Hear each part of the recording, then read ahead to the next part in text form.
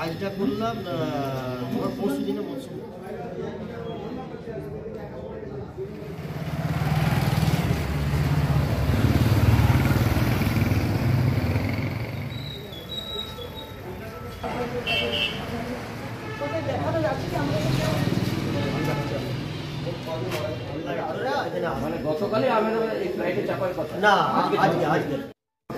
আমরা খবর পেলাম অ্যাকচুয়ালি আমার বড়দা বড় বৌদি এরা গুজরাট বেড়াতে গেছিল।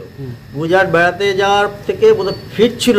এবারে কাল রাত্রিবেলা 10টা সাড়ে 10টা নাগাদ আমার মিসেসের যে নমাসি হয় আর কি, শিক্ষাঘটক কাউন্সিলর, উনি আমাদেরকে খবরটা দেন যে এরকম এরকম ব্যাপার, একটা অ্যাক্সিডেন্ট হয়েছে, তাতে তোর বড় যাও স্পট ডেট হয়ে গেছে, আর সঙ্গে আরও 4জন।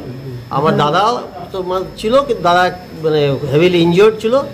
তো এইভাবে আমরা খবরটা ফার্স্টে পেলাম। আর তারপরে ওখানে যোগাযোগ করি বিভিন্ন সূত্র মাধ্যমে আর কি। আমার ছোটো ভাইপো যে সে রাত্রিবেলাতেই ওখানে সুরেন্দ্রনগর ওখানে গেছে।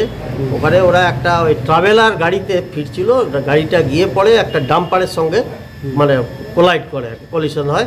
তো এর পরের ব্যাপারটা, পুরো ব্যাপারটাই তো এখন আমরা আর কিছু জানি না। তো এখন আমরা একটু হেল্প চাইছি আর কি, যে যাতে ওই যে একা আমার ভাইপোটা গেছে, ও ওখানে গিয়ে নানাভাবে হ্যাকল হচ্ছে। ইভেন 5-5টা ডেড বডি আছে, সেটা নিয়েও সে একটু বরফও জোগাড় করতে পারছে না। তো সেটা যদি আপনাদের মিডিয়ার থ্রু দিয়ে বা আমাদের এখানকার লোকাল কাউন্সিলররা এসেছিলেন, ওনারা তো সর্বতভাবে সাহায্য করবেন বলছেন। তো সেটাও আপনারা একটু খবরটা পৌঁছান, যাতে সেখানকার গভর্নমেন্ট এই ব্যাপারে ওকে একটু হেল্প করে বা কোনো রকম কোনো ইয়ের পাল্লায় না পড়ে। কেননা এবং একটা সূত্রে এইমাত্র খবর পেলাম যে কোনো জায়গা থেকে কিছু টাকা ক্লেম করছে ওর কাছে, মানে এই ব্যাপারে ইয়ে করার জন্য। তো সে পাজল হয়ে মানে একাই রয়েছে ওখানে। এবারে আমরা এখনই কোনোভাবে সেখানে যাওয়ার ইয়ে করতে পারছি না। তো আপনাদের থ্রু দিয়ে যদি কিছু ব্যবস্থা করা যায়, সেটা হলে পরে আমরা খুব গ্রেটফুল থাকবো। এনারা দুজনেই গেছিলেন?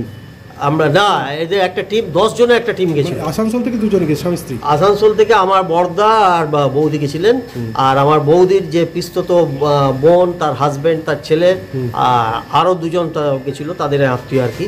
তো টোটাল 10 জনের একটা টিম গেছিল। হ্যাঁ, 9 জন, টোটাল 9 জনের একটা টিম গেছিল। মানবেন্দ্রবাবুর বাড়িতে কে কে আছেন আর কি? মানবেন্দ্র বাড়ি হচ্ছে এটাই, আমি হচ্ছে মেজো ভাই, আর এ হচ্ছে আমার এই ছোট ভাই। হ্যাঁ, আমরা এখানে 4 ভাই, আমরা এখানেই থাকি। এমনি ওনার 2 সন্তান? ওনার 2 সন্তান, এক সন্তান বাইরে বিদেশে থাকে, আর এক সন্তানে কলকাতায় থাকতো, সে এখন ওখানে স্পটে গেছে আর কি।